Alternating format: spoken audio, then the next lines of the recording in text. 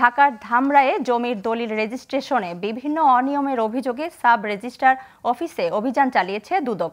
সকাল থেকে 4 ঘণ্টা ব্যাপী দুদকের সহকারী পরিচালক ওয়াহিদ মঞ্জুর সোহাগের নেতৃত্বে এ অভিযান চালানো হয়।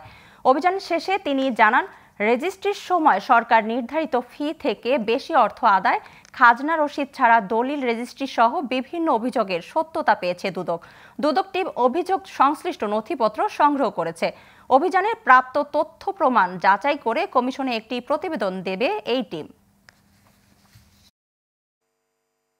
অফিস জড়িত না থাকলে এই ধরনের কাজ করার কোনো সুযোগ নেই। তো এইসব অনিয়মের প্রেক্ষিতে আমরা অভিযান পরিচালনা করেছি এবং আমরা এসব তথ্য সব সংগ্রহ করেছি। আমরা এখন এগুলো নিয়ে গিয়ে কমিশনে আমাদের প্রতিবেদন সাবমিট করব। কমিশন যা পরামর্শ দেয় সে অনুযায়ী আমরা পরবর্তী তাদের বিরুদ্ধে ব্যবস্থা গ্রহণ করব।